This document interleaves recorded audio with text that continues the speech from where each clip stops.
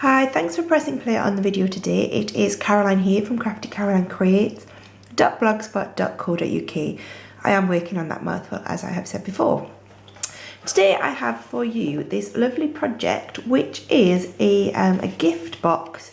So you can give some of your cards away as a present. If you're anything like me, I love making cards, but I often have more cards than I have people to give them to. So I've started making little boxes like this to give these away to people as a present, and they have gone down really well. The box itself is made just from 2 pieces of A4 cardstock, and I will now show you how I made it. I'll just pop that there so you can see what we're aiming for. Okay, so we're going to start with 2 pieces of cardstock. This one is Bermuda Bay. I'm now going to make one in Marina Mist. So I have the 2 pieces of cardstock there. One measures 8 1/4 inches by 9 1/2 inches, and the second one is 11 inches by 8 1/4 inches. I'm going to start by taking the smaller piece of cardstock, and we are going to score that. So we have the short side at the top, and we are going to score that at 7 1/4 inch using our Simply Scored, which I bought recently and have not looked back. I love it. So that's all we're going to do with that one score line at the moment. Put that to one side there. We're going to bring in our second piece of cardstock, and we're going to star this along the longer side, which is the 11-inch side. And we are going to score this at 4 3/4 inch, which is there.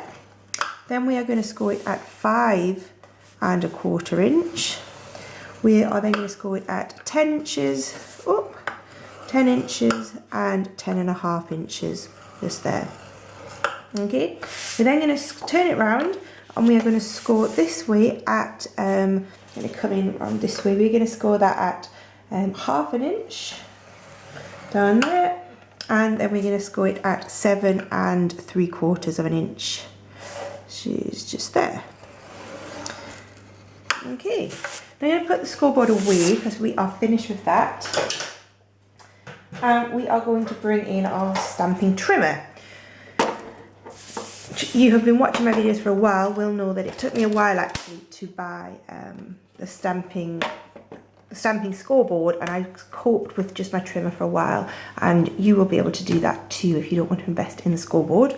So you can do all those score lines on here as well, of course.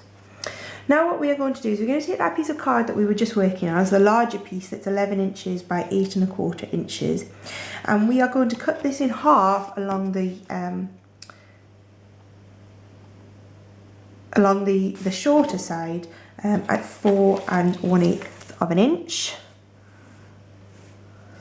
So you're just going to pop that in there, and using our cutting blade to cut that in half, which will give us 2 sections. And we are going to do pretty much exactly the same with our other sheet, which is the smaller sheet, which is 9 1/2 by 8 1/4 inches, and we're going to cut that in half at 4 3/4 inch. It is just that. Okay. And now we are going to start assembling our gift box. First thing we're going to do is those 2 smaller pieces that we have to begin with, we are basically going to stick these together to make one long piece that is hinged at the bottom.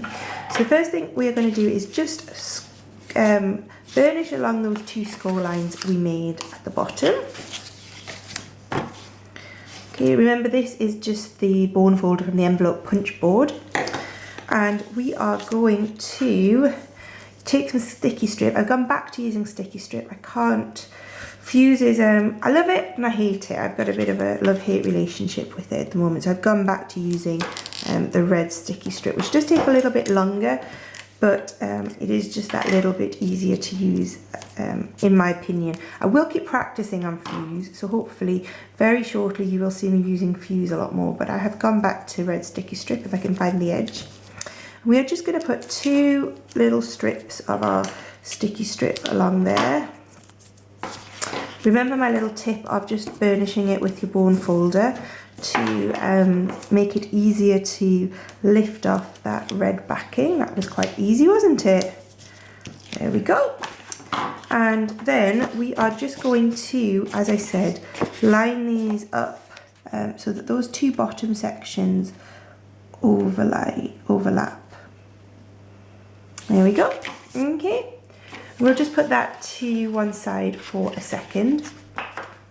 The other two pieces that we now have from the other piece of cardstock, again, we are just going to burnish all of those score lines. The bone folder will get to the top of my list at some point, but as I said, in the interim, I just find using the score tool from the envelope punch board works just as well. Once we've burnished all those score lines, we are just going to cut up these small score lines just to that first score line that goes in the opposite direction. I'm sure if you have made a few simple boxes, you're used to doing this. And this end square, we're just going to cut off completely. Okay, there we go.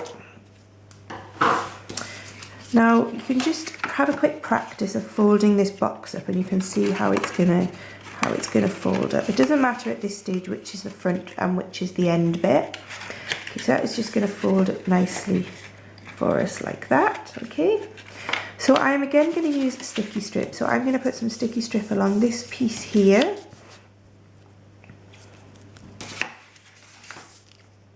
There we go, one. Okay. So we'll just burnish that down. And we will also put a piece along this here.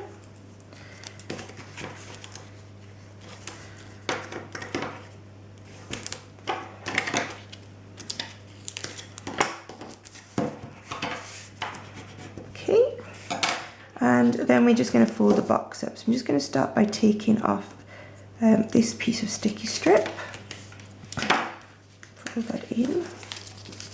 And just fold over your box like this, and that should line up, and you can just press that down like that. Fold in your bottom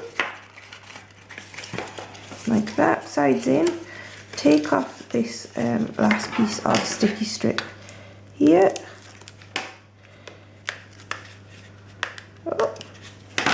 There we go, and just fold that bottom in up and closed like that.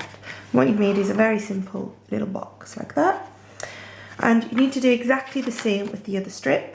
Now, in good old Blue Peter fashion, for those of you who remember Blue Peter, here's one I made earlier. So I now have two boxes like this, and I'm now ready to start putting the whole box together.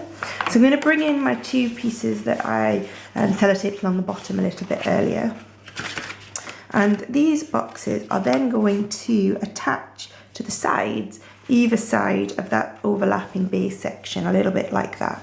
So again, I'm just going to use some sticky strip, and I'm going to put the first bit along here like this on both sides. One. And we turn that round. Oh, I've lost the edge again. There it is. And we will put that along here like that. I first made these boxes as a little thank you present actually from some of my daughter's nursery staff, and they did go down really, really well. So I am remaking these again to give out to some friends of, these ones are actually going to go to some friends of my mum's whose birthday's coming up soon. And I wouldn't really normally buy them much as a birthday present, but I think this is a really simple way to give a little present that looks really impressive and goes down really well without actually, you know, costing a huge amount of money to make. And I know they will be very well received because they love all my homemade cards. Actually, they're always asking my mum if I can make any for them, but I don't like to do commissions really because I don't like being under that sort of creative pressure. But I do love making cards for people when I just have the time to sort of potter around and do what I want really in terms of a card. So as I said, I just put a little bit of sticky strip along the bottom there and a little bit along the top of this box. And then I'm just going to stick that down there like that and put my finger in the box to press that down. And then we will do exactly the same on the other side here. If my sticky strip wants to come off. Oh, it's not performing on camera today. There we go. Oh. And also on the bottom of this box here. And we are going to line that up there like that, and again press in there, and you will see when that then now folds up nicely and you've got the baking of your card box, the very basics of it. Okay, now I'm going to come in with this, which is the 2.5 inch circle punch. You see on my hands I was doing this one in Bermuda Bay earlier. It was a brand new ink pad actually, and it was a bit juicy. Okay, so what I'm going to do is just press those together and line those up by eye. And then I'm going to bring in my punch, and just about 1/2 inch down and 1/2 inch in from the side, I'm going to punch out a hole on either side. There we go.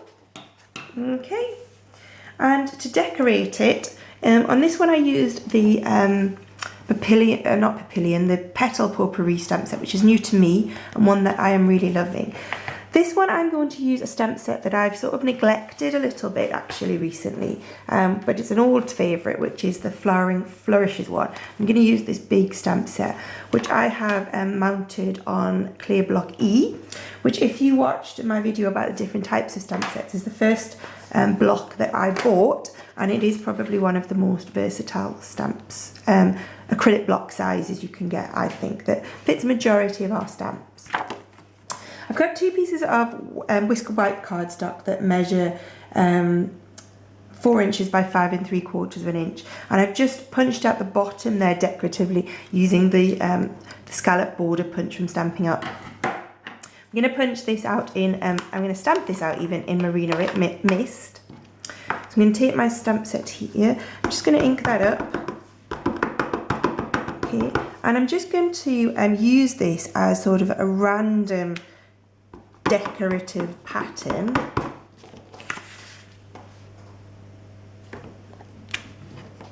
Okay, you can see how this is a really nice stamp set for just filling in some blank spaces with a kind of a randomish sort of pattern. Just like that, move that out of the way so you can see that there. I'm really fulfilling my Blue Peter dream here, because this is another one that I prepared earlier for the other side of the box. So I'm just going to put some snail wherever I put my snail.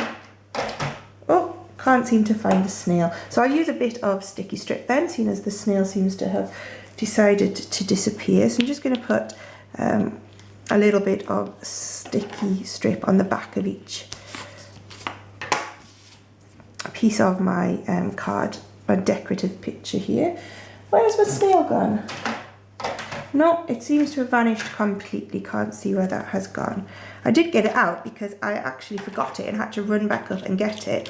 So goodness knows where that has gone. Oh, I can see it now. It's just a little bit too far away to reach. It is on a cupboard by the door, which is a bit silly really when I need it here now. So I'm just going to peel those off. Oops. And just stick that, as I said, you can just use snail here, which will make it a lot quicker. Just, oh, that was really bad. Let's do the other side a bit neater. You're going to try and get it on as straight as you can, a little bit better than I did on that side there. I thought I had it square, but I didn't.